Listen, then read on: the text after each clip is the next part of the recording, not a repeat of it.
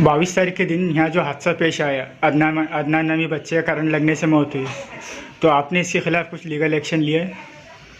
देखिए, इसके अंदर बात दरअसल ऐसी है कि ये 11 केवी के तार जा रही है वो घर पे से, और वहाँ पर ये बच्चा काम करने आया था किस मकसद से, और वहाँ पर ये एक्सीडेंटली डेथ हुई।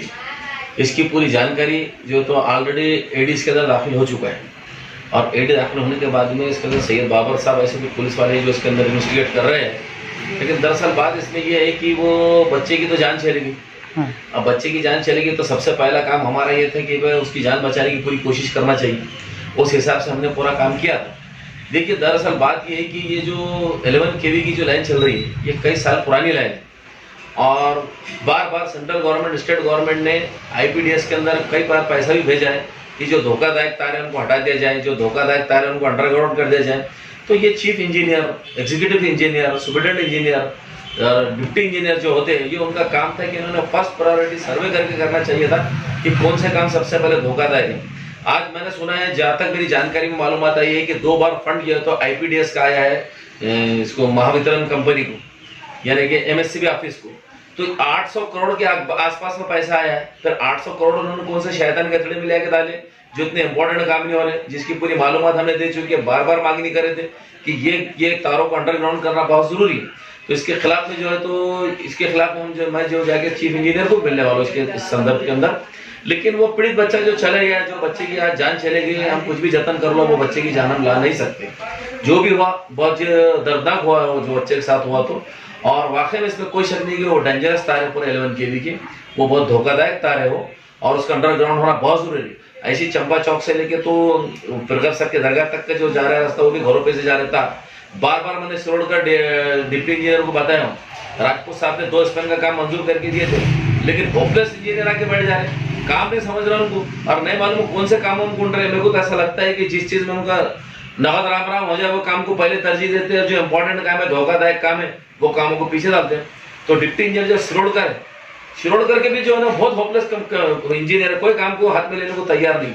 और मैं आपको सबसे खास बताता हूँ कि शाहगंज का सब डिवीजन है जिसके डिप्टी इंजीनियर शिरोडकर साहब है। मेरे को आप बताइए, सबसे पहले ये ऑफिस एसटी कॉलोनी में गया, फाजिलपुरे में गया, कॉम्प्लेक्स के अंदर जाके ये रेसिडेंशियल जोन के अंदर ये ऑफिस चल रहा है।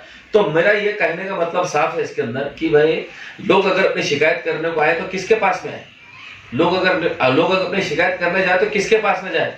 आप तो अपना ऑफिस बिल्ली के बच्चे के जैसा मुंह में लेके ऑफिस को दर दर कोना लेके फिर रहे, तो क्या वजह है जो शहर का ऑफिस आप इतने कोने में लेके बैठे।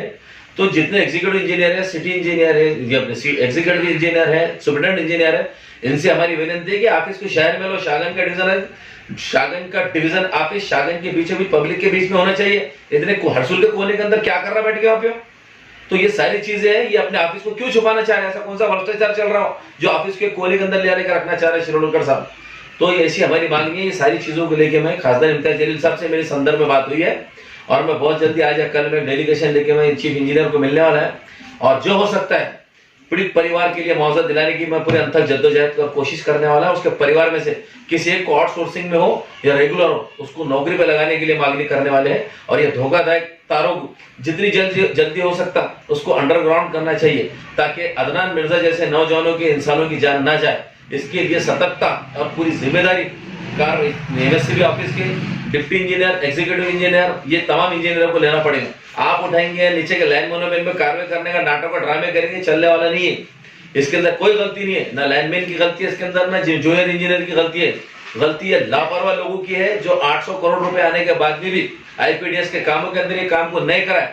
वो लोग इसके अंदर जिम्मेदार और जवाबदार मैं मानता हूँ, जिन्होंने इस काम को बांटा है, जिन्होंने शहर के अंदर जहाँ जरूरत नहीं वहां कामों को किया है, और जहाँ जरूरत थी खास तौर से माइनॉरिटी एरियाज को, खास तौर से अल्पसंख्यक के एरिया को हर तरीके से वंचित रखने की कोशिश की जा रही है। और ये खेल यहाँ पर बैठ के जो तो इस एमएससीबी के इंजीनियर भी खेल रहे हैं, लेकिन हम इनको इतनी आसानी से खेल खेलने देंगे नहीं, तो इनके ऊपर एफआईआर दाखिल करेंगे इनके लापरवाही के इनके ऊपर, एग्जीक्यूटिव इंजीनियर, सुपरिटेंडेंट इंजीनियर और चीफ इंजीनियर के ऊपर, कि ये तुम्हारे घरों में से तो पैसा नहीं आ रहा है।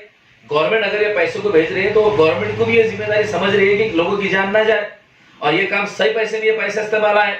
लेकिन यहाँ बैठे हुए लोग बंदरबाट कर रहे हैं, ऐसा समझ रहा पैसा जो आगा था इनके जेब में आ गया, इनकी जागीर बन गया। तो मैं चाहता हूँ मुस्लिम एरिया के अंदर जो कामों की जरूरत थी, माइनॉरिटी एरिया के अंदर जो कामों की इंपॉर्टेंट जरूरत थी, और सारे बोगस काम हो रहे, जो काम हो रहे पूरे बोगस काम, जितने फिडर बिठा हुए आप उनकी चेकिंग कराइए, क्रॉस एग्जामिन कराइए, उनके क्रॉस चेकिंग कराइए। वही बात खासदार इम्तियाज जलील साहब ने अभी पिछली मीटिंग के अंदर भी उठाए कि पूरे बोगस काम उठ रहे। मेरे पास में मैंने कारपोरेशन से 5.5 लाख रुपए 2 डिपों की शिफ्टिंग के एमएससीबी में जमा कराया। आज तक वो काड़े इंजीनियर काम नहीं करा, उसका बिल निकाल के दे देते हैं। चोरों का डाकों का बाजार बन के बैठ गए एमएससीबी ऑफिस, उन्हें काम नहीं करा, उसको बिल निकाल के दे।